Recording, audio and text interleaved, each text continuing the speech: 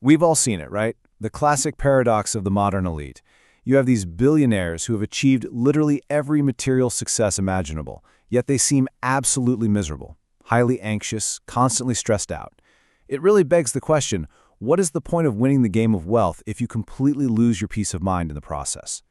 Well, in this explainer, we're going to look at a man who famously cracked this code, Naval Ravikant.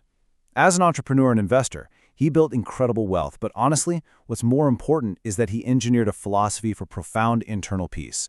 Today, we're breaking down the Almanack of Naval Ravikant, which is a curation of his wisdom to show you exactly how he mastered both.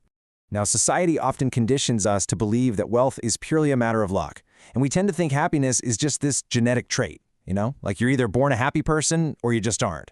But Naval fundamentally rejects this premise. He argues that both building wealth and being happy are actually highly specific skills that absolutely anyone can learn. We're going to completely dismantle the idea that you're at the mercy of fate. Instead, we're going to learn the precise principles to construct both a wealthy and a happy life. It really is amazing how many people confuse wealth and wisdom. It's so incredibly easy to just assume that because someone has a ton of money, they automatically know how to live a good life. But Naval points out that merely having money is just a financial state. Possessing the wisdom to actually enjoy your life? Well, that is something entirely different. So, to understand how to get both, we need to break this down chronologically, starting with the very mechanics of how modern wealth is actually created. Section 1. The Mechanics of Wealth. Think about it this way. If hard work alone were the secret to wealth, the people doing the most grueling manual labor would be billionaires. But they aren't, are they? Because in the modern economy, how hard you work matters a whole lot less than what you work on. And more importantly, how you amplify that work. This brings us to Naval's most critical vocabulary word, leverage. Leverage is a force multiplier for your judgment and your specific knowledge. Naval argues that hard work is wildly overrated in the modern economy if it's unleveraged. I mean, if you're just trading your time for an hourly wage, your earning potential is strictly capped by the 24 hours in a day. To build real, life-changing wealth, you absolutely have to disconnect your inputs from your outputs. You need a massive multiplier applied to your decisions. Archimedes actually understood this concept of physical leverage thousands of years ago. But Naval takes this ancient metaphor and applies it directly to modern business. Fortunes require leverage. If you want to move the earth, or, in our case, generate massive financial returns, you cannot do it with your bare hands. You need a long enough lever. Historically, leverage has evolved in some pretty fascinating ways. Hundreds of years ago, a totally new form of leverage was invented. Products with no marginal cost of replication. It all started with the printing press. Then it accelerated massively with broadcast media like radio and television. But today, it has absolutely exploded with the internet and coding. This right here is the ultimate lever. There is a stark difference between old school and new school leverage. Capital and labor are what we call permission leverage. To use them, someone literally has to give you money or someone has to agree to follow you. It requires their permission. But code and media, writing software, recording audio, publishing videos online, these are permission-less leverage. You don't need anyone's permission to write a piece of code or post a blog. This is the great equalizer, and honestly, it's the secret behind the newly rich. If you can write code or create media, you are effectively programming a free army of digital robots, and they will work for you 24 hours a day, 7 days a week while you sleep, multiplying your efforts infinitely without ever having to involve other humans. It's a real game changer. Section 2. The multiplier of judgment. But here is the catch. If you have this incredibly powerful engine of infinite leverage, the direction you steer the car becomes the most important thing in the world. You don't get rich by spending your time to save a few pennies. No, you get rich by saving your time to make money. When you have massive leverage, picking the right direction is far more important than how fast you're running. You just need to pick the right direction and start walking.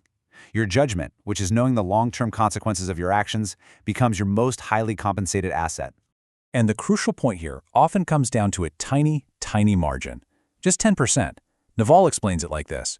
If you manage $1 billion and your judgment is just 10% better, like if you're right 85% of the time instead of 75%, that slight edge creates hundreds of millions of dollars in value.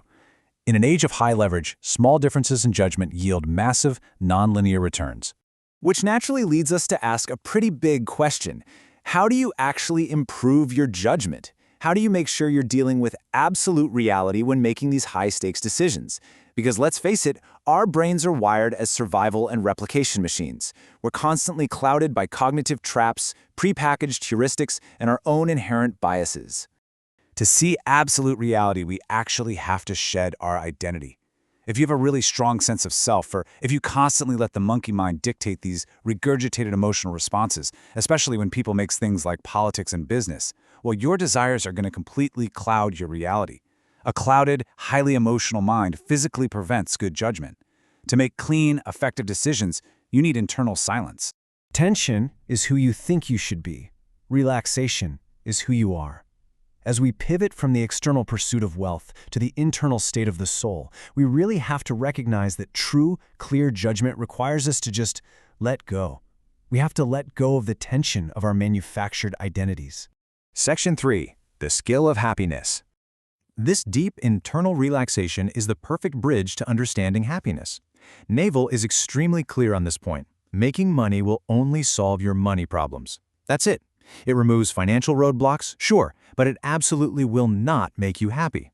True happiness is an entirely separate skill that you must consciously master.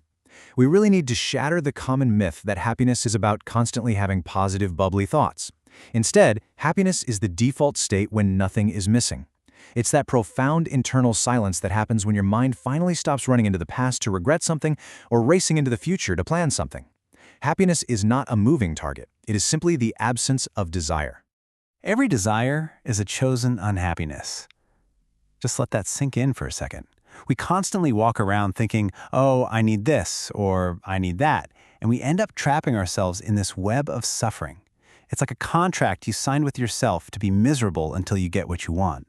The more desires we drop, the more we can accept the current state of things, and the happier we naturally become. And this brings us to the ultimate irony of Naval's philosophy. The exact traits you use to acquire wealth, being a high-anxiety, high-stress, insanely competitive, hard-working person, those traits actively destroy your ability to be happy.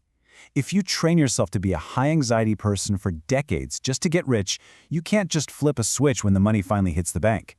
You literally have to consciously unlearn that anxiety. Section 4. Building habits for peace. So how do we unlearn it? How do we actually stop that noisy monkey mind? We have to rewire the brain for tranquility. Happiness isn't just an accident that falls out of the sky. It is systematically built. At the end of the day, we are fundamentally just a collection of thousands of habits constantly running in our subconscious. From childhood, we learn behaviors that integrate into exactly who we are. Therefore, the people who get happier as they get older are simply the ones who consciously cultivate habits that increase long-term peace rather than constantly chasing short-term dopamine hits. You become your habits. The methodology for this is incredibly precise and actionable. First, pick just one thing to change, cultivate a true desire for it, and visualize the outcome. Then, plan a sustainable path by identifying what triggers your bad habits. Now, this next step is absolutely crucial. Tell your friends. This creates what's called a consistency bias. You are basically forced to conform to the new you because your friends expect it. Finally, use self-discipline as a bridge to bake in your new self-image. It's simply who you are now.